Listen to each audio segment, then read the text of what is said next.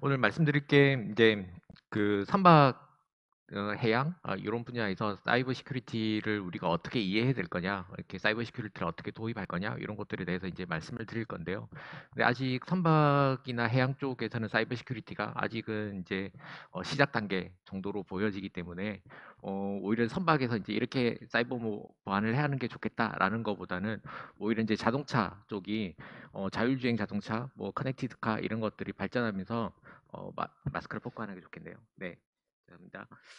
네, 그런 사이버 시큐리티들이 자동차 분야에서 굉장히 빠른 속도로 발전을 하고 있기 때문에 우리가 자동차 분야에서는 사이버 시큐리티를 어떻게 바라보고 있는지, 어떻게 추진되고 있는지 이런 것들을 좀 간략하게 말씀드리면서 이게 선박 쪽에서는 또 어떻게 이것들을 받아들일 것인지 이런 방향으로 말씀을 드리려고 합니다.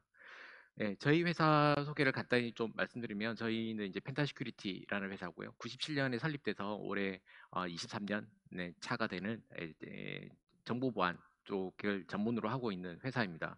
그리고 저희 회사가 하고 있는 사업 영역이 크게 이제 세 가지가 있습니다. 이렇게 기업 쪽에 정보 자산들을 보호하는 이런 기술들을 하나 하고 있고요. 그리고 또 다르게는 저희가 이제 IoT 쪽에서 보안을 어떻게 적용할 거냐를 하고 있습니다. 그래서 자동차 쪽 분야로 저희가 이제 IoT에 열심히 특화돼서 이제 일을 하고 있고, 그리고 이제 열차에도 보안이 또 필요합니다. 열차도 이제 통신을 하면서 열차끼리 서로 통신을 주고받거든요. 그래서 열차에 필요한 보안, 그리고 이제 저희가 선박 쪽에 들어가는 보안도 이제 일부 기술을 이제 진행을 하고 있습니다. 특히 이제 자율 운항 선박 기술 개발 사업, 거기에 필요한 사이버 시큐리티 부분을 저희가 과제를 맡고 있고, 그리고 그 과제를 내년부터 본격적으로 이제 기술 개발을 진행을 할 예정입니다. 그리고 앞에 세션에서 이제 블록체인 이야기들을 많이 하셨는데요. 저희가 이제 블록체인을 활용하는 기술들, 그다음에 블록체인을 위한 보안 기술들 이런 것들도 열심히 하고 있습니다. 네, 오늘 말씀드릴 거는 이제 주로 자동차 보안에서 선박 보안으로 어떻게 넘어갈 거냐 이런 대목에서 말씀을 드릴 건데요. 저희가 자동차 보안 같은 경우에는 2007년부터 이렇게 꾸준히 기술 개발을 해왔고, 이렇게 특히나 이제 최근에는 이렇게 그 국토부에서 하고 있는 다양한 그 파일럿 프로젝트들이 있습니다. CITS 의 실증 사업들 이런 것들을 저희가 뭐 서울, 뭐 제주, 울산, 광주 이런 데의 지자체들 중심으로 실증하는 사업에 보안 기술을 공급을 해드리고 있습니다. 네, 그래서 저희가 이제 뭐 작년 같은 경우에는 저기 TU 오토모티브라는 그룹에서 제공해주는 이렇게 상이 있습니다. 그래서 사이버 시큐리티 부분에서는 저희가 이제 펜타 시큐리티 이름으로 수상을 했고, 그리고 저희가 작년에 펜타 시큐리티에서 이제 아우토크립트라고 자동차 부분을 사업을 독립시켜서 아우토크립트라는 회사를 만들었는데, 저희가 아우토크립트 이름으로도 그 TU 오토모티브의 이제 새로운 상을 받기 위해서 이제 도전을 했다가 퀄컴하고 경쟁이 붙어서 아쉽게 퀄컴에 밀렸습니다. 네, 저희가 아직은 퀄컴을 이길 깜냥은 안 돼서 네, 아쉽게 이제 됐기는 했지만 저희 같은 경우에는 지금 5G AA라든지 옴니에어, 뭐 카 커넥티비티 컨소시엄, 그다음에 ITS ITF라고 저 OECD 산하의 저런 기관들이 있습니다. 저런 기관에서 저희가 활동을 하고 있고, 특히 이제 5G AA 같은 경우에는 5G를 자동차 분야에 어떻게 적용할 거냐 이런 것들을 많이 다루고 있습니다. 그래서 여기에서도 보안에 관련된 이야기들을 굉장히 다양하게 다루고 있습니다. 네, 보안이 지금 뭐 선박 쪽에서도 보안을 굉장히 이제 관심 있어 하시고, 그리고 자동차 분야에서는 이런 관심이 굉장히 이제 오래됐습니다. 이게 사실 이런 보안에 대해서 관심이 생긴 거는 결국은 우리가 접하는 온갖 그 주변 기기들, 사물들 이런 것들이 굉장히 이제 연결되기 시작했기 때문에 보안이 필요하다고 생각을 합니다. 이게 기존에 연결되지 않으면 사실은 이렇게 보안이라는 게 그닥 중요한 문제는 아니거든요. 이 그림을 보시면 우리가 다양한 연결성을 가지게 됩니다. 그러니까 이제 뭐 자동차도 마찬가지고요. 선박도 마찬가지고, 우리가 흔히들 다 사용하고 계시는 이제 스마트폰도 굉장히 다양한 연결성을 가지잖아요. 그런 연결성이 어떻게 보면 이 그림에서 보시는 문하고 똑같은 겁니다. 그러니까 굉장히 문이 있고, 그리고 이 문이 어, 문을 통해서 이렇게 우리가 편리하게 드나들 수도 있고 외부와 연결될 수도 있지만, 한편으로는 이 문이라는 게 도둑들이 들어올 수 있는 그런 수단이 되기도 하는 거잖아요. 결국은 커넥티비티, 연결성이라는 게 이런 역할을 하는 겁니다. 자, 그러면은 우리가 이 문을 안전하게 이제 하기 위해서 그럼 우리가 해야 되는 노력은 뭐냐? 그러면 왼쪽에 있는 것처럼 벽돌로 문을 이렇게 막아버리는 게 아니잖아요. 우리가 원하는 거는 문이 있대. 그 문을 확인하고 검증하면서 사용하는 거, 이게 보안이 접근하는 방식입니다. 네. 그리고 이제 보안이 기존에 흔히 말하는 이렇게 세이프티, 뭐 안전이라는 것과 그다음에 이제 사이버 시큐리티 하고 약간 비교되는 점이 있는데요. 어, 네. 세이프티 같은 경우에는 해저드, 그러니까 위험이라고 이야기를 하는 거죠. 이렇게 위험이 있고 그 해저드라는 위험에 대해서 우리가 어떻게 하면은 어, 안전한 시스템을 만들 것이냐라는 게 이제 이게 세이프티 관점이라면, 사이버 시큐리티는 해저드에 대해서 대응을 하는 게 아니고 스트레스에 대해서 대응을 하는 겁니다. 위협이 되는 거죠. 위협에 대해서 대응할 수 있는, 그리고 이게 그냥 단순히 안전한 시스템을 만드는 게 아니라 신뢰할 수 있는 시스템을 만드는 겁니다. 이렇게 사용자가 보안의 문제가 없이 이게 정말 내가 믿을 수 있구나, 이런 걸 만드는 게 보안이 추구하는 것이죠. 예. 그러니까 우리가 원하는 거는 위협에 대해서 네, 트러스트 할 수 있는 이런 기술을 만드는 게 사이버 시큐리티가 추구하는 바입니다. 그리고 오늘 우리가 이제 이 두 번째 세션의 주제가 리스크 어세스먼트이잖아요. 사실 보안에서도 이 리스크 어세스먼트를 굉장히 중요하게 생각을 합니다. 이 보안이라는 게 모든 문제를 다 다룰 수가 없거든요. 세상에는 존재하는 이제 보안 위협이라는 게 굉장히 많이 있죠. 그래서 이거를 어떻게 대응을 하냐면 리스크 어세스먼트를 먼저 하고 그 리스크 어세스먼트에 따라서 가장 중요하게 우리가 해결해야 되는 문제가 뭐냐라는 거를 우선순위화합니다. 그래서 그 위에 있는 것들부터 차근차근 우리가 해결을 해 나가는 거죠. 그래서 이 보안에서 보는 그러면 리스크는 뭐냐라는 걸 잠깐 말씀드리면, 보안에서 바라보는 리스크는 일단은 자산이 있어야 됩니다. 에셋. 우리가 보호해야 되는 자산이 무엇이냐라는 걸 알아야 되는 거죠. 그러니까 요 그림에서처럼 제가 가지고 있는 자산이 만약에 보석이에요. 그러면 이 보석에 대해서 존재할 수 있는 위협은, 그러면 이게 도둑맞을 수 있거나 뭐 이런 게 이제 대표적인 위협이 되겠죠. 그러면 이 위협에 따르는 또 취약점이라는 게 있습니다. 그러니까 이 위협에 대응하기 위해서 우리가 어떤 거를 구축을 했단 말이죠. 네. 그러니까 이미 아무것도 보안이 아무것도 없는 게 아닌 거잖아요. 그러면 이렇게 예를 들어서 내가 금고를 가지고 있어요. 그러면 그 금고가 얼마나 튼튼하느냐, 이런 것들이 어떻게 보면 이제 취약점이 되는 거죠. 그래서 리스크라는 거는 그 세 가지가 만나는 교착점, 그 교집합이 있습니다. 그러니까 우리가 보호해야 되는 에셋이 있고, 그리고 그 에셋에 따르는 위협이 있고, 그리고 취약점이 존재하고, 그래서 요 세 가지가 겹치는 게 결국은 리스크인데, 그러면 이 우리가 리스크에 대해서 평가를 할 때는 어떻게 하냐면 이 리스크가 얼마나 자주 일어날 수 있느냐, 그리고 일어났을 때 이게 충격량이 얼마나 크냐, 요거를 우리가 계산을 해서 리스크 어세스먼트를 합니다. 그리고 이 리스크가 굉장히 큰 것부터 우리가 문제를 해결해 나가는 거, 이게 이제 보안에서 하는 방식인데요.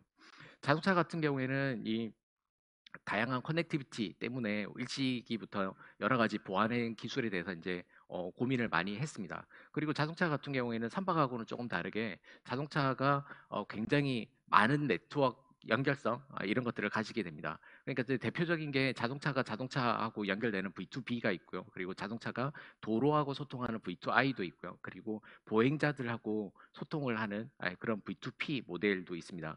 그리고 이제 클라우드랑 연결된다든지, 그다음에 클라우드도 이제 제조사랑 연결되는 것들도 있고요. 그다음에 서비스 프로바이더들하고 연결되는 이런 것들도 있습니다. 그리고 최근에는 전기차가 늘어나니까 전기차의 이 충전을 위해서 전기 네트워크하고 그리드하고 연결되는 이런 것들도 있고요. 그리고 이제 집에 있는 IoT 디바이스들하고 연결되는 이런 시나리오들도 있어서 굉장히 다양한 커넥티비티 시나리오들이 있습니다. 그래서 이런 것들이 전부 다 이제 보안 기술들이 다 필요한 거죠. 이 연결이라는 거를 그냥 아무렇게나 그냥 뭐 이렇게 뭐죠? 예를 들어서 우리가 전기 코드 꼽듯이 그냥 꼽는다고 해서 연결성이 생기는 것은 아니거든요. 통신은 확보를 할 수 있겠지만 이 통신은 결국 문하고 똑같은 거기 때문에, 앞에 문 그림을 떠올려 보시면 결국은 그 문을 통해서 우리가 원치 않은 것들도 들어올 수가 있잖아요. 그래서 이런 것들을 보완을 하면서 이 연결을 해 나가야 됩니다. 그래서 보완을 먼저 하고 그 다음에 연결을 한다. 이런 전략이 필요한 것이죠. 그래서 다양한 연결 시나리오에 맞다 이게 필요한 보안 기술들이 또 다릅니다. 이게 보안 기술이 만능 열쇠 같은 그런 기술이 있어가지고 이 기술을 여러 군데에 다 적용할 수 있는 게 아니고요. 이게 시나리오에 마다 서로 개별적으로 다른 적합한 기술을 적용을 해야 되는 것이죠. 그리고 자동차 같은 경우에는 이런 통신을 안전하게 어떻게 할 거냐 이런 보안 측면도 있지만 자동차 안에 어떤 보안 기술을 적용을 해야 되느냐라는 측면도 있습니다. 자동차에서 이런 것들을 설명할 때 이렇게 다계층 이렇게 뭐 레이어 구조를 설명을 드립니다. 그러니까 자동차가 일단은 보안이 필요한 거는 외부 통신이 있기 때문에 보안이 필요한 거라고 말씀을 드렸잖아요. 그러니까 자동차에 외부 통신을 안전하게 하기 위한 보안이 있을 거고요. 그리고 이 외부 통신을 안전하게 했다고 하더라도 이 외부 네트워크의 어, 콘텐츠, 이렇게 데이터, 내용 이런 것들이 자동차 내부로 들어오게 됩니다. 그러니까 자동차 내부에 영향을 미치게 되는 거죠. 그러면 그거를 우리가 선별적으로 더 뒤로 통과시킬 것이냐 말 것이냐 이런 것들을 이제 결정을 해줘야 되는 보안이 필요하거든요. 그래서 그게 게이트웨이 레벨에서 이렇게 보안이 한 번 더 필요합니다. 그리고 이 게이트웨이 레벨에서의 보안이 되면 결국은 외부 통신에서 게이트웨이를 통해서 안쪽으로 들어가니까 그러면 안쪽에서도 네트워크가 또 있잖아요. 그러면 안쪽에 있는 네트워크를 또 안전하게 어떻게 할 것이냐 이런 측면이 있고요. 그리고 또 다르게는 각각의 자동차 내부에 있는 각각의 이슈들 이런 이슈들을 또 안전하게 어떻게 할 거냐 이런 기술들이 필요한 거죠. 아마 이런 구조들이 선박에서도 똑같이 필요하지 않을까 이렇게 생각을 합니다. 그리고 또 다르게 뭐냐면 자동차에서 자동차가 외부 통신을 안전하게 하기 위해서 필요한 보안이 있을 거고요. 그리고 자동차 자체를 안전하게 지키기 위해서 필요한 보안이 있는데 근데 이 보안이라는 게 혼자서 보안이 완성될 수가 없습니다. 결국은 이 보안을 뒷단에서 제공해주는 서포팅해주는 인프라스트럭처가 필요합니다. 그래서 이런 보안 인프라스트럭처가 같이 따라가고 그 다음에 자동차든 선박이든 거기에 들어가는 보안이 있어야 되는 거죠. 그래서 이 선박에 보안을 적용을 했다고 하더라도 이 선박이 계속 안전하게 지켜질 수 있도록 뒤에 서포팅하고 관리하는 인프라가 같이 붙어야 됩니다. 그래서 이게 서로 계속 긴밀하게 협업을 통해서 자동차와 선박 이런 데들의 보안이 일정 수준 이상 유지될 수 있도록 우리가 제공을 해줘야 되는 거죠. 그래서 이런 것들을 해주는 게 보안 관리 측면입니다. 네, 그리고 자동차의 사례를 조금 더 말씀드리면 그 여기 SAFAD라고 불리는 문서가 있습니다. 자율주행 자동차를 만드는데 이게 안전을 개런티하면서 우리가 어떻게 기술 개발을 할 것이냐 이런 것들을 이제 정리한 문서인데요. 여기 같은 경우에는 12가지의 프린서플 이렇게 원칙 자율주행에 필요한 이렇게 원칙들 이런 것들을 이제 잘 정의를 하고 있습니다. 근데 그 중에서 사이버 시큐리티를 어떻게 정의를 하고 있냐 보면 이렇게 아까 말씀드린 것처럼 스레하고 그리고 이렇게 스렛에 대해서 우리가 신뢰할 수 있는 시스템을 만드는 거를 이렇게 여기에서는 사이버 시큐리티라고 정의를 하고 있고요. 그리고 이게 어떻게 보면은 세이프티 같은 경우에는 약간 패시브한 공격자 유형으로 정의를 하고 스렛 같은 경우에는 적극적인 공격자가 개입하는 이런 모델처럼 이렇게 설명을 하기도 합니다. 그래서 이런 자율주행 자동차에서 그러면은 이렇게 사이버 시큐리티를 확보할 게 그러면 어떤 전략을 펴야 되느냐의 관점에서 두 가지를 이야기를 하고 있습니다. 하나는 SDL이라고 부르는 겁니다. 이렇게 Secure Development Life Cycle이라고 불리는 건데요. 예, 보안을 해결하기 위해서 상당 부분은 이게 소프트웨어적인 어프로치를 합니다. 그러면 소프트웨어라는 게 이제 개발을 해야 되는 거잖아요. 그래서 이 소프트웨어가 그러면 한 번 개발해서 끝나는 게 아니라 이 소프트웨어가 오랫동안 계속 또 업데이트가 되고 패치가 돼야 되잖아요. 그래서 처음에 우리가 설계에서부터 요구사항을 정의하고 설계에서부터 그걸 개발하고 테스트하고 그거를 실제 선박, 차량 이런 데 이제 적용을 하고 그다음에 유지 보수 관리를 하고 계속 업데이트를 하고 이런 것들을 하겠죠. 그러면 이 전체에 대한 소프트웨어의 라이프 사이클이 있을 겁니다. 이 라이프 사이클 전체를 안전하게 어떻게 가져갈 거냐 이게 시큐어 디벨롭먼트 라이프 사이클에 다루고 있는 주제입니다. 그러니까 선박도 마찬가지입니다. 차량도 마찬가지고요. 차량 같은 경우에는 라이프 사이클을 대충 10년에서 15년 정도를 바라보고 있거든요. 이게 한번 만들어지면 10년에서 15년 동안 도로 위를 계속 달리는 거죠. 근데 선박은 라이프 사이클이 그보다 훨씬 더 길잖아요. 그리고 이렇게 생각을 한번 해보시죠. 만약에 올해 만든 2020년에 어떤 선박이든 자동차든 이런 걸 만들었어요. 그러면 지금 당장에 최고의 아름다운 튼튼한 신뢰할 수 있는 보안 기술을 적용을 했겠죠. 이렇게 보안 기술을 적용을 했지만 문제는 그걸 해킹하는 기술들 이런 것들이 같이 발전을 한다는 겁니다. 그러니까 보안 기술은 한번 적용했으면 수준이 요만큼 있겠지만 그 다음에 이걸 뚫으려고 하는 해킹 기술들, 새로운 취약점들 이런 것들이 계속 나온단 말이죠. 그러면 계속 나오면 그럼 이 수준을 같이 끌어올려 줘야 되거든요. 그러면 이 소프트웨어를 계속 업데이트를 해줘야 되는 거죠. 보안 뭐 마치 우리가 안티바이러스 쓰시면 안티바이러스 계속 주기적으로 업데이트 해주셔야 되잖아요. 네, 그런 거랑 같은 거라고 생각하시면 되겠습니다. 근데 이게 그런 백신보다는 훨씬 더 복잡한 기술이기 때문에 이걸 정교하게 굉장히 안전하게 개발 과정에서도 안전하게 어떻게 개발할 거냐 이런 것들을 이제 다루어야 되는 거죠. 그리고 또 다른 거는 디펜스 인 뎁스라는 컨셉이 있습니다. 그러니까 보안 기술이 선박에서는 선박 하나를 만들기 위해서도 굉장히 다양한 기술이 있겠지만 그 다양한 기술 중에서 사이버 시큐리티는 이제 굉장히 작은 하나의 꼭지잖아요. 근데 사이버 시큐리티를 또 뜯어보면 그 안에 굉장히 여러 가지 기술들이 있습니다. 그리고 용도에 맞는 다양한 기술들이 있는 거고요. 마치 이렇게 생각하시면 될 것 같습니다. 우리가 드라이버 이렇게 나사 잠글 때 쓰는 드라이버가 있잖아요. 근데 그 드라이버도 세세하게 뜯어보면 여러 가지 타입의 여러 가지 종류들이 굉장히 많이 있잖아요. 네, 보안도 그런 겁니다. 열어보면 굉장히 세세한 기술들이 많고 세세한 솔루션들이 다양하게 있는데요. 이거는 결국은 앞에 말씀드렸던 보안의 리스크 어세스먼트에 따라서 해결하려고 하는 문제가 뭐냐에 따라서 이 다양한 솔루션들이 있는 거죠. 근데 문제는 그런 다양한 솔루션들이 있다 보니 그런 다양한 솔루션을 자동차에 선박에 우리가 적용을 했어요. 그런데 그 솔루션들이 만약에 제각각이 따로 놀면 그러면 이렇게 생각을 그러면 이제 보안의 강도가 떨어질 수가 있습니다. 이렇게 생각해 보시죠. 만약에 장애물이 이렇게 있어요. 그럼 제가 해커예요. 그럼 장애물을 피해서 이렇게 지나가야 되잖아요. 그런데 그 장애물들이 어떻게 보면 해커 입장에서는 보안 솔루션이 되는 거죠. 근데 그 보안 솔루션들이 이렇게 제각각이 따로 놀면 그럼 제가 그 사이를 이렇게 지나갈 수 있는 방법이 있을 수도 있겠죠. 네. 근데 만약에 그 장애물들, 보안 솔루션들이 서로 긴밀하게 잘 얽혀 있고 협업을 한다 그러면 지나가기가 훨씬 더 어려워지겠죠.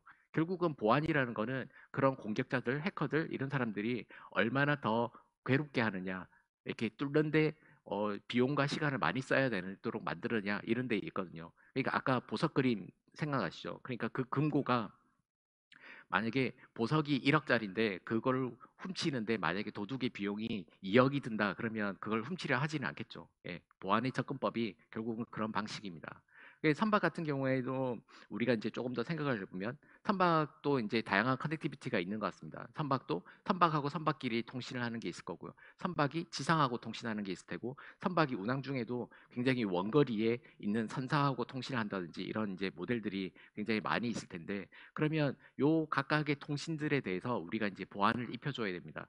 기존에 만약에 뭐 음성 통신으로 한다든지 뭐 이러면은 이게 보안을 적용하기 어려울 수 있습니다. 그거는 이제 아날로그 통신이면 그런 보안을 적용하기가 어렵지만, 근데 이게 디지털 통신으로 바뀌고 그리고 디지털 통신을 하면서도 또 배와 배가 이렇게 사람의 목소리를 실어나는 것뿐만 아니라 운항에 필요한 데이터들을 이렇게 실제로 주고받는다면 그러니까 배가 자율 운항 선박이 되면 결국은 배와 배, 이 머신과 머신끼리 데이터를 주고받아야 되잖아요.